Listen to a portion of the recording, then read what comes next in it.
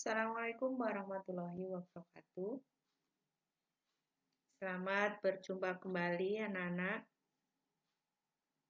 dengan pembelajaran atau materi teknologi perkantoran. Di mana kita pada materi kali ini masih berbicara tentang aplikasi pengolah kata. Nah, pada materi kali ini atau pembelajaran hari ini kita akan mempelajari bagaimana cara membuat surat dalam bentuk lurus. Nah, anak-anak masih ingat kan pada minggu yang lalu atau pertemuan yang lalu dalam video penjelasan Ibu sudah sedikit atau sekilas Ibu sampaikan tentang bentuk-bentuk surat. Di mana salah satu bentuk surat yang Ibu sampaikan kemarin adalah bentuk surat lurus atau sering disebut block style. Nah, bagaimana anak-anak cara membuatnya? Mari kita ikuti video tutorial kali ini. Akan tetapi sebelum mengikuti, silakan dulu dipersiapkan alat-alat tulisnya untuk mencatat hal-hal yang penting, ya, hal-hal yang penting yang mungkin juga belum jelas, jadi bisa dicatat, kemudian bisa ditanyakan.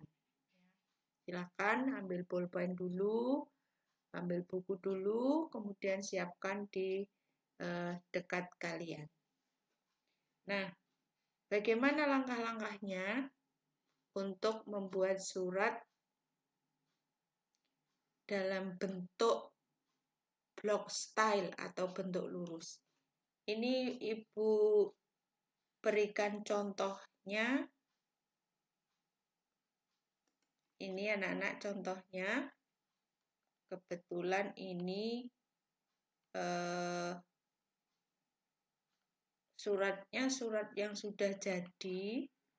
Kemudian terus ini masih dalam bentuk semi block style anak-anak. Oleh karena itu langkahnya kita buka dulu lembar kerja yang baru seperti ini, ya, atau worksheet, new blank worksheet, ya, lembar kerja yang baru. Jangan lupa setiap kita membuka lembar kerja yang baru, jangan lupa diatur lebih dahulu adalah page setup-nya dengan cara di blok, kemudian klik kanan, kemudian pilih paragraf, kemudian spacing before dan after-nya tetap dalam posisi 0. Kemudian line spacing-nya posisi single. Kemudian kita klik set as default. Untuk semua halaman atau dokumen, ya, all document based on. Kita klik OK. Nah, kemudian kita atur lagi untuk page layout-nya atau layout-nya. Kita klik, kemudian kita ubah margin-nya menjadi normal, kemudian orientation-nya dipilih portrait, dan ukuran kertasnya dipilih A4.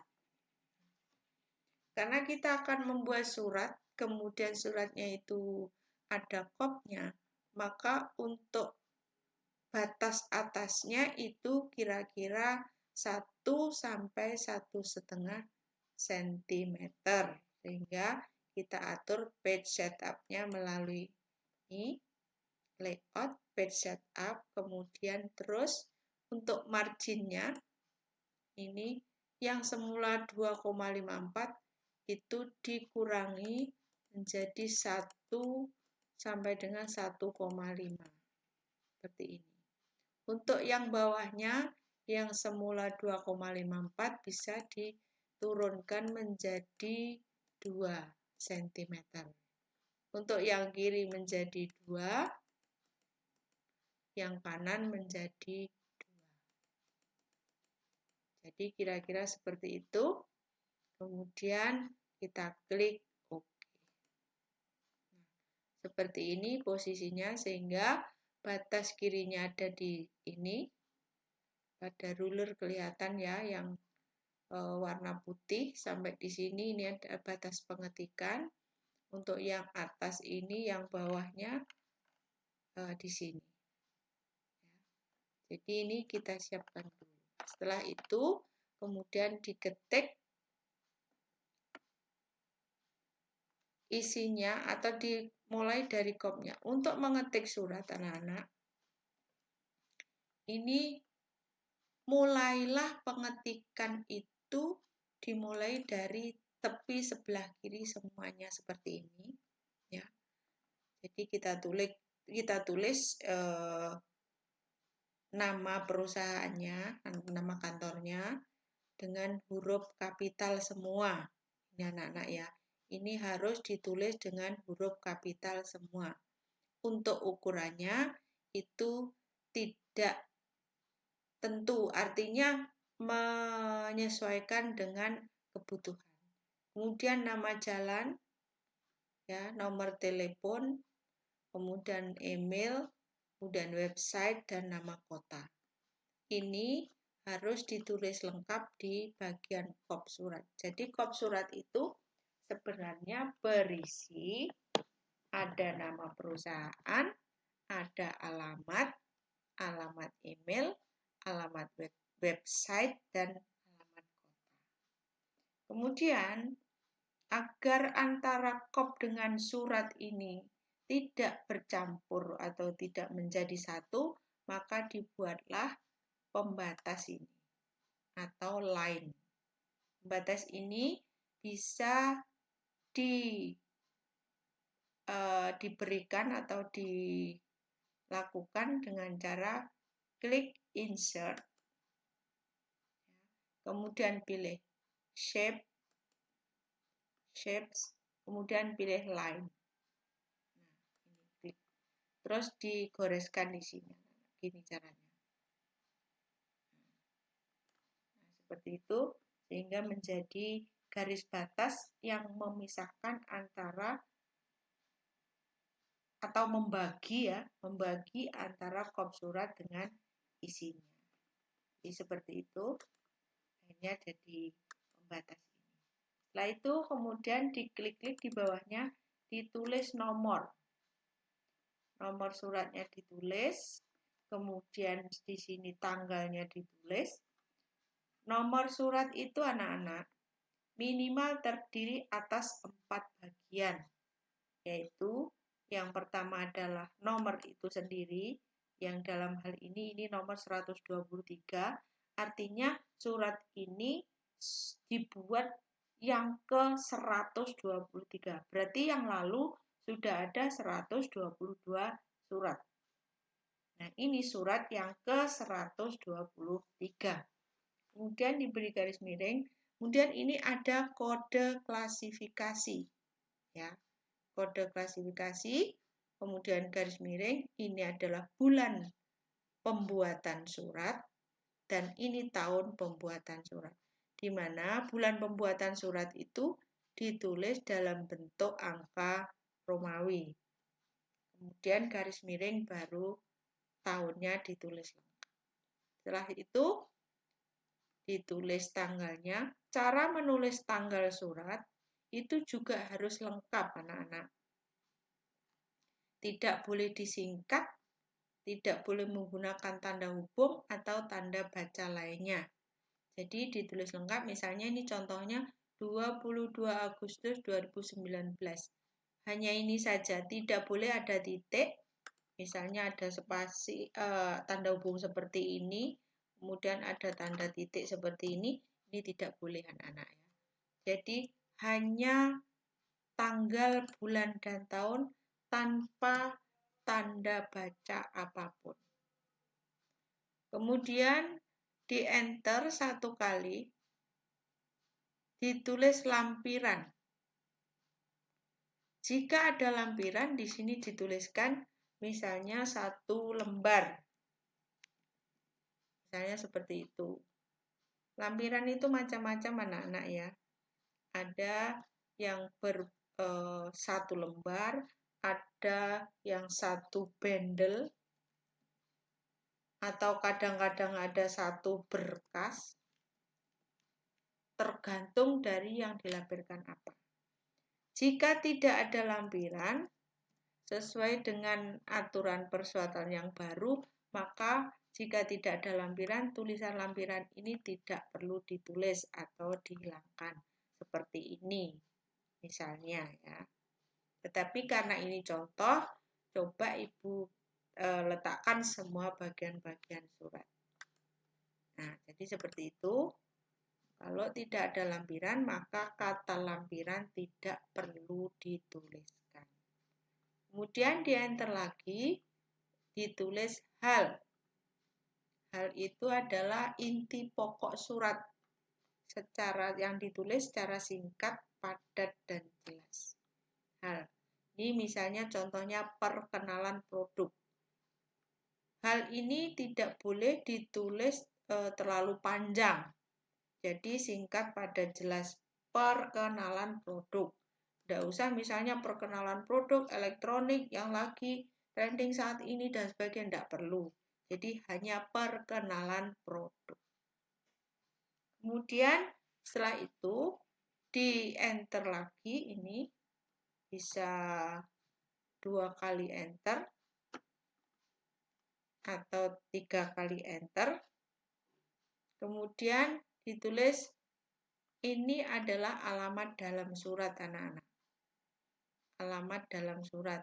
Maksudnya adalah alamat yang ditulis ini adalah alamat yang akan dituju. Kemana surat itu akan dikirimkan.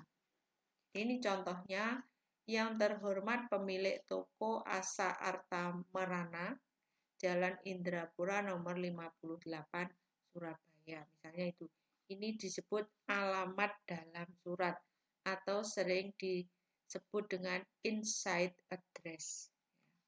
Kemudian ini setelah minimal untuk alamat dalam surat ini anak-anak, minimal yang pertama adalah siapa yang akan dikirimi surat atau siapa yang akan menerima surat ini. Yang kedua adalah alamatnya, yang ketiga adalah nama kotanya. Kadang-kadang kalau ini alamatnya terlalu panjang, di sini ada misalnya di gedung apa, lantai berapa.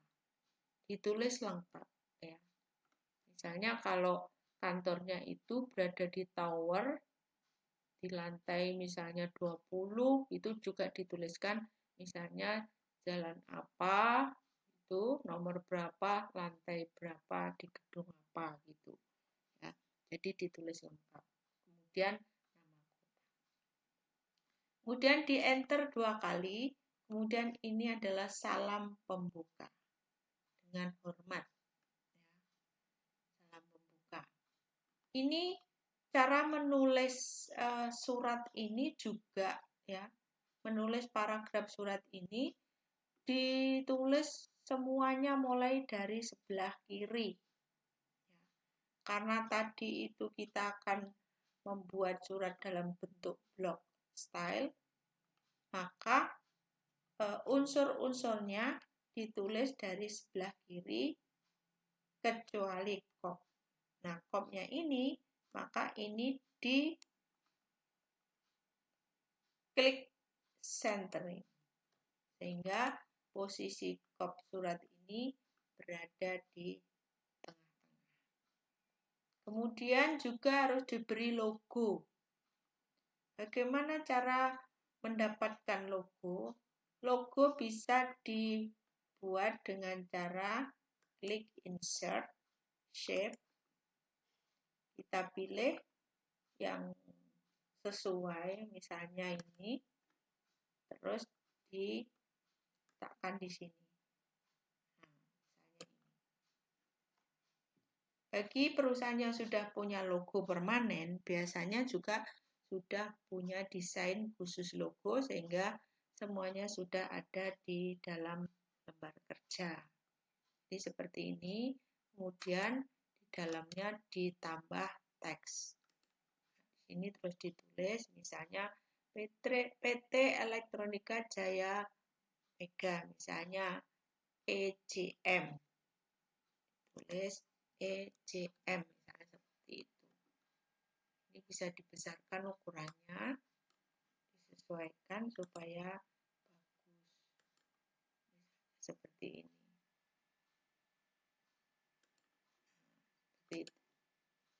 Bisa juga kalau membubuhkan logo itu mengambil dari gambar. Berarti dari sini insert picture. Nah, kita ambil gambar logo yang sudah dimiliki. Misalnya ini. Misalnya contohnya saja, misalnya ini. Klik terus insert. Maka ini akan berada di sini. Untuk memindahkan ini kita klik kanan dulu. Kemudian wrap tag in front of the text. Pilih in front. Supaya ini kalau dipindah-pindahkan, logo ini tidak merusak tulisan yang lainnya. Seperti ini.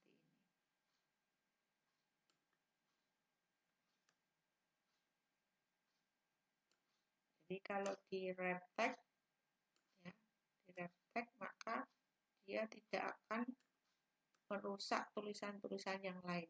Digerak-gerakkan kemana-mana, maka tidak akan merusak tulisan yang lain. Seperti ini.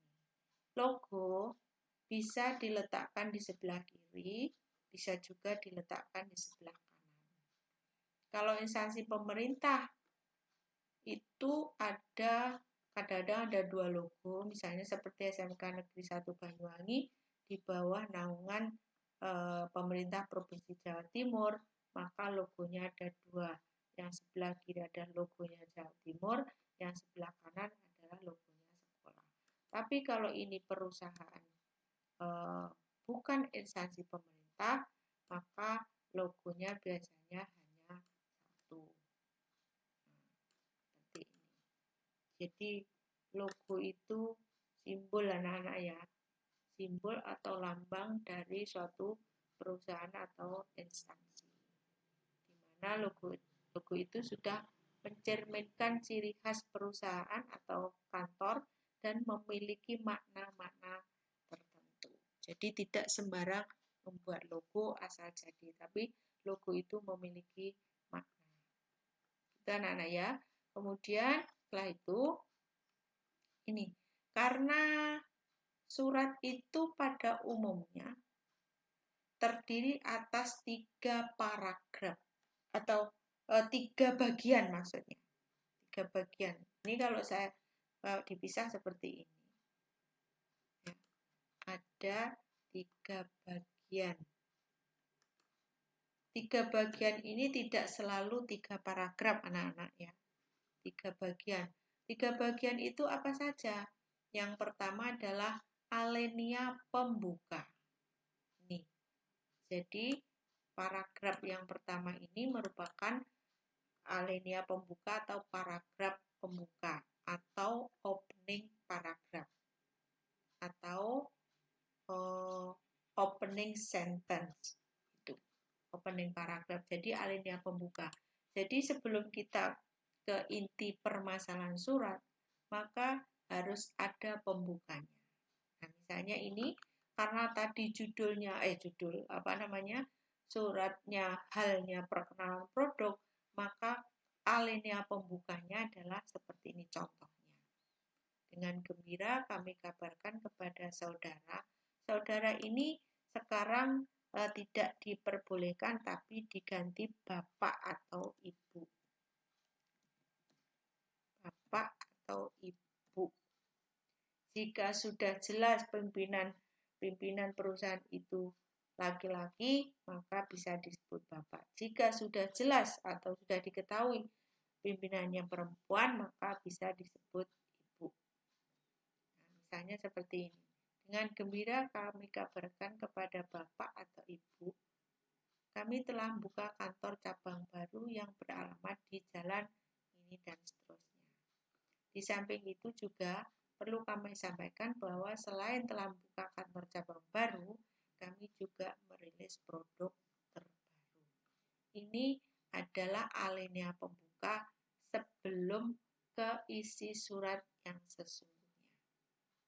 Nah, isi surat yang sesungguhnya itu berada di bagian kedua, yaitu bagian isi atau inti suratnya. Nah, di sini inti suratnya adalah bahwa perusahaan itu tadi di pembuka dijelaskan memiliki produk baru. Jadi selain membuka kantor cabang baru juga memiliki produk baru. Nah, produk baru itu apa? Adapun produk terbaru kami adalah netbook dengan keyboard tanpa huruf yang merupakan produk terbaru dan pertama kali di Indonesia pada tahun 2014. Misalnya seperti itu. Kalau sekarang 2020 misalnya diganti 2020. Di sini berarti juga diganti 2020. Ini misalnya sekarang. 2020 misalnya seperti itu. Kami hadir dengan kelebihan dan keunggulan produk yang belum pernah dimiliki dan dirilis oleh produsen manapun. Hal ini semakin memudahkan user atau pengguna komputer dalam mengoperasikannya. Hanya berbekal kata-kata dan bunyi atau suara, huruf-huruf yang dibacakan, maka dengan sendirinya keyboard akan meresponnya. Mudah dan praktis kan? Dan ini merupakan inovasi yang luar biasa. Jadi sebenarnya intinya tadi adalah memperkenalkan produk yang baru. Apa produk yang baru?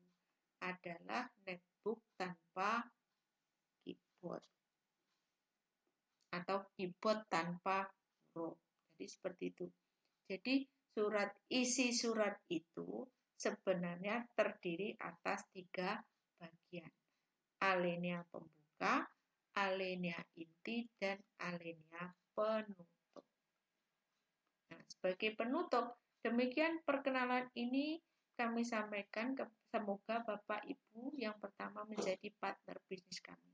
Sembari menunggu respon Bapak dan Ibu, kami ucapkan terima kasih. Nah, ini biasanya adalah kalimat yang digunakan untuk penutup. Untuk kalimat penutup atau alinea penutup ini akan lebih sempurna jika mengandung 3 unsur. Yang pertama adalah ucapan terima kasih. Yang kedua adalah permohonan maaf jika ada atau enggak ada, karena ini merupakan adalah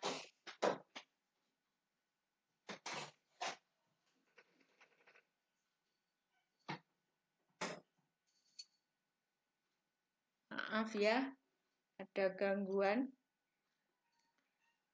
Jadi ini ada atau tidak ada kesalahan, maka itu merupakan sebuah tata krama. Jadi saya ulang lagi, untuk alinea penutup itu biasanya memuat 3 hal. Yang pertama ucapan terima kasih, yang kedua adalah permohonan maaf, dan ketiga adalah respon atau harapan-harapan ke depannya agar tetap bisa berkomunikasi atau menjalin hubungan bisnis. Itu. Jadi pada intinya inti surat itu ada 3 bagian. Bukan berarti 3 paragraf, tapi 3 bagian. Karena di alinea isi ini tidak selalu 1 paragraf, bisa 1, bisa 2, atau bisa 3. Ya. Jadi anak-anak jangan salah bahwa di dalam pikiran kalian itu bahwa surat itu selalu 3 paragraf. Tidak. Sesuai dengan pokok masalah yang disampaikan di dalam surat. Jika misalnya terdapat 3 pokok masalah, berarti isinya saja bisa saja terdiri atas 3 paragraf. Atau 2, atau 4, tergantung dari pokok masalah yang disampaikan. Maka tidak selalu bahwa surat itu selalu 3 paragraf, tidak, tapi selalu 3 bagian. Bagian alinea pembuka, bagian isi yang sesungguhnya, dan bagian alinea penutup.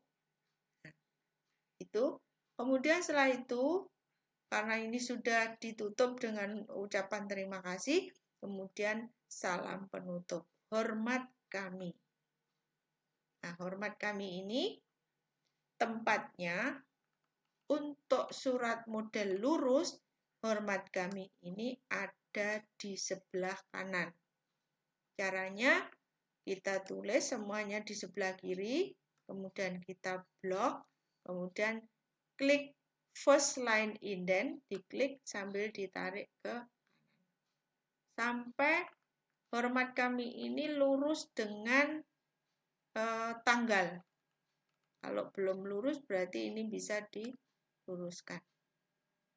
Jadi andaikan ditarik garis gitu, maka ini tanggal dan hormat kami ini adalah satu garis.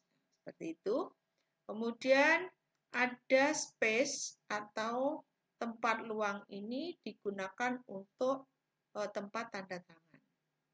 Kemudian nama terang, kemudian jabatan. Ya. Karena ini sudah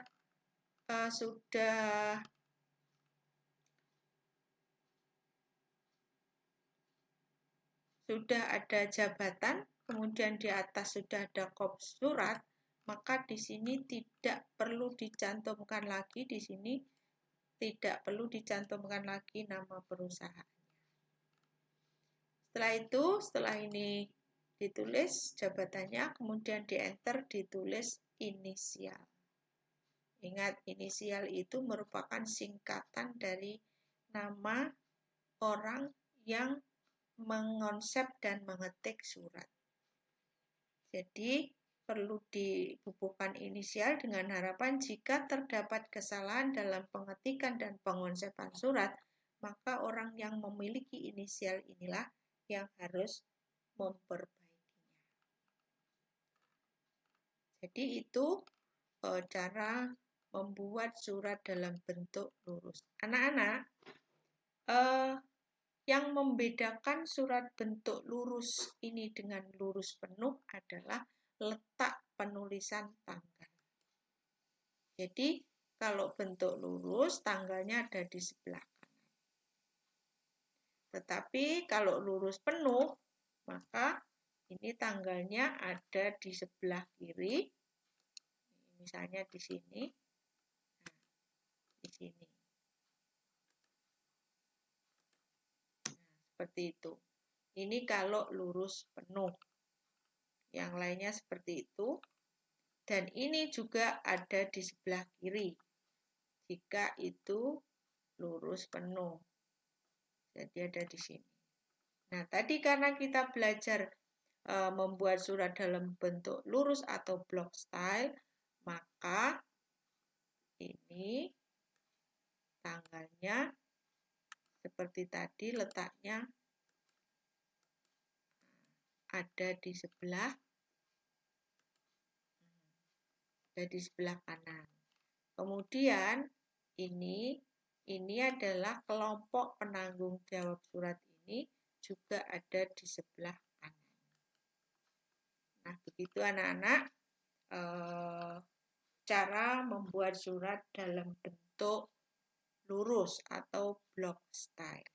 Nah, mudah kan? Oh iya anak-anak, perlu Ibu sampaikan, penulisan nama toko, nama perusahaan, jika di kop ini ditulis dengan huruf kapital semua, ya, tetapi kalau itu ditulis di dalam surat, maka penulisannya tidak menggunakan huruf kapital semua, tapi cukup nama huruf depannya saja yang ditulis dengan huruf kapital. Nah, itu anak-anak yang perlu Ibu sampaikan untuk pembelajaran kali ini, yaitu cara membuat surat dalam bentuk lurus atau block style. Semoga ini bisa membuka pikiran kalian sehingga kalian bisa mempraktekkan dengan baik nanti setelah pembelajaran selesai, maka kemudian kalian akan mengerjakan tugasnya. Saya kira itu. Terima kasih. Mohon maaf jika ada hal-hal yang belum jelas. Apabila ada yang kurang jelas, bisa ditanyakan melalui chat, WA, atau lewat Google Classroom. Demikian, terima kasih. Saya akhiri. Wassalamualaikum warahmatullahi wabarakatuh. Selamat mencoba.